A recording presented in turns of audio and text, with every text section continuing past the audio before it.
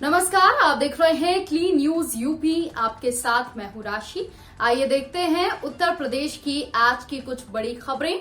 उत्तर प्रदेश की तमाम खबरों की अपडेट्स के लिए इस वीडियो को अंत तक जरूर देखें। सीएम योगी आदित्यनाथ आज गाजियाबाद के दौरे पर करेंगे कई परियोजनाओं का ऐलान। यूपी के मुख्यमंत्री योगी आदित्यनाथ गाजियाबाद के कबीरनगर रामलीला मैदान में आज सुबह प्रबुद्ध वर्ग को संबोधित करेंगे और आने वाले निकाय चुनाव में भाजपा की नींव मजबूत करेंगे। इसके साथ ही योगी आदित्यनाथ गाजियाबाद में नई परियोजनाओं की सौगात और कुछ योजनाओं का लोकार्पण करेंगे, जिसमें जिले को 877 करोड़ रुपए की 755 परियोजनाओं की सौगात दी जाएगी। इसमें से निकाय चुनाव से ठीक पहले 509 करोड़ की 409 परियोजनाओं का लोकार्पण और 368 करोड़ की 346 परियोजनाओं का शिलान्यास भी इसमें शामिल होगा। आज लोगो और पोर्टल लॉन्च करेंगे सीएम योगी आदित्यनाथ। यूपी में निवेश और रोजगार बढ़ाने के लिए फरवरी 10 से 12 तक होने वाले ग्लोबल इन्वेस्टर समिट का लोगो आज दिल्ली में जारी होगा। इसके साथ ही यूपी के मुख्यमंत्री योगी आदित्यनाथ निवेश और जीआईएस की जानकारी के लिए निवेश सारथी पोर्टल का शुभारंभ करेंगे। ग्लोबल इन्वेस्टर समिट के जरिए यूपी सरकार में 10 लाख करोड़ रुपए के निवेश का लक्ष्य रखा गया है। यूपी सरकार ने 13 देशों के औद्योगिक मंत्रियों को निमंत्रण भेजा है। कई देशों में निवेश के लिए उद्यमियों को आकर्षित करने के लिए रोड शो का आयोजन भी किया जाएगा। यूपी के हर जिले में होगी डेटा सेंटर की स्थापना। उत्तर प्रदेश के हर जिले में डेटा सेंटर स्थापित करने की दिशा में राज्य सरकार ने बड़ी पहल की है। मुख्य सचिव दुर्गा शंकर मिश्र की उपस्थिति में राज्य सरकार ने डेटा सेंटर के लिए ब्यूनाउ इंफोटेक प्राइवेट लिमिटेड के साथ 13,500 करोड़ का करार कर लिया।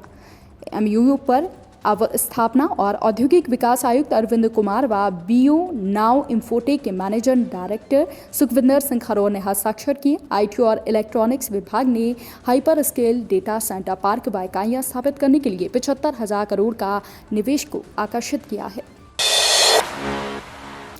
पश्चिमी उत्तर प्रदेश बनेगा मेडिकल शिक्षा का हब। यूपी की योगी सरकार प्रदेश में स्पेशल मेडिकल जोन बनाने की तैयारी करने जा रही है। इसके तहत सेंट्रल और वेस्ट उत्तर प्रदेश को भी फार्मा और मेडिकल डिवाइस पार्क के तौर पर डेवलप किया जाएगा। इसके लिए योगी सरकार फार्मा पार्क की जमीन की खरीद पर कंपनी को ब्याज पर सब्सिडी देगी। योगी आदित्यनाथ ने कहा कि यूपी में हर साल करीब 74,000 बच्चे फार्मा ग्रेजुएशन करते हैं। ऐसे में यूपी को मेडिकल हब के तौर पर आसानी से विकसित किया जा सकता है। 10वीं पास आईटीआई के लिए कोल फील्ड में 1216 पदों पर भर्तियां।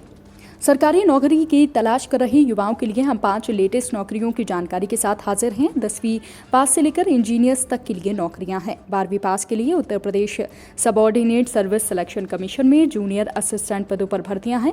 15 साल तक के कैंडिडेट के लिए वेस्ट रेलवे में अप्रेंटिस पदों पर नौकरियां निकली हैं। इसके साथ ही बिहार स्टाफ सिलेक्शन कमीशन में सीनियर साइंटिस्ट बनने का मौका है। सैलरी 42,000 रुपये है। अन्य राज्यों की नौकरियों में अप्लाई करने पर आपको आरक्षण का लाभ नहीं मिलेगा। अब यूपी के बस अड्डों पर रहेगी आने जाने वाली बसों की डिजिटल डिटेल।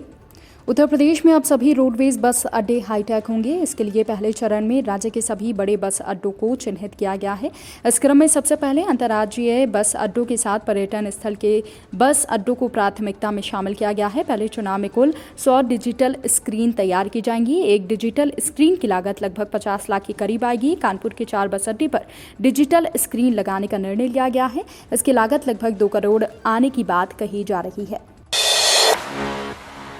डेंगू बचाव के लिए दिया सफाई का संदेश, निकाली जागरूकता रैली। औरैया में स्वच्छता कार्यक्रम अभियान के अंतर्गत और डेंगू बचाव के लिए ग्राम पंचायत काकोर गांव में सभी नालियों को साफ करवाया गया। इसके बाद नालियों में दवा छिड़काव की गई। इस समय तेजी से फैल रहे डेंगू से बचाव के लिए लोगों को सफाई रखने के लिए जागरूकता रैली का संदेश दिया गया। ग्राम प्रधानपति ने सभी लोगों से अपने घर व आसपास सफाई अपनाने का आग्रह भी किया, जिससे कम से कम बीमारी दूर हो और जागरूकता रैली पूरे गाँव में घूमी। परिवहन विभाग ने जारी की आरसी, बंद सीट और नीलामी कराने का भी चलेगा अभियान। यूपी के सुल्तानपुर में प्रतिदिन 20-30 हज़ार रुपये की मोटी कमाई जेसीबी मालिकान कर रहे, लेकिन बात जब टैक्स जमा करने की आती है तो वो इसे भरने से कतराते हैं। ऐसे एक दो नहीं बल्कि 128 मालिकों को परिवहन विभाग ने चिन्हित कर उनकी आरसी जारी की है। इन पर करीब 51 लाख का टैक्स बकाया है। विभाग के द्वारा दी गई जानकारी के अनुसार 128 जेसीबी के मालिकों ने कई वर्षों तक बकाया टैक्स जमा नहीं किया। पीएम मोदी को जान से मारने की धमकी, मुंबई ट्रैफिक पुलिस की व्हाट्सएप पर आया मैसेज।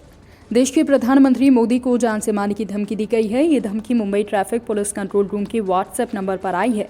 धमकी देने वाले 7 ऑडियो क्लिप भेजी गई है, जिसमें प्रधानमंत्री को जान से मारने की धमकी दी गई है। ऑडियो क्लिप में ये कहा गया है कि 2 लोग प्रधानमंत्री को जान से मारने वाले हैं। इसके लिए बाकायदा साजिश रची गई है। मैसेज भेजने वाले ने यह भी बताया कि दोनों व्यक्ति डी कंपनी से जुड़े हुए हैं। मामले को गंभीरता से लेते हुए मुंबई पुलिस ने छानबीन शुरू कर दी है।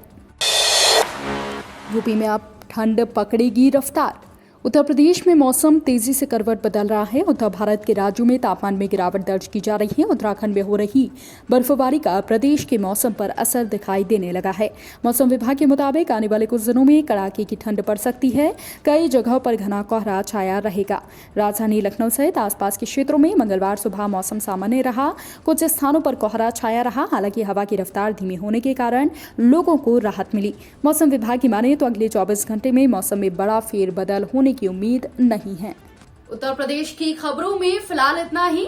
उत्तर प्रदेश की अन्य खबरों की अपडेट्स के लिए आप जुड़े रहिए क्लीन न्यूज के साथ। नमस्कार।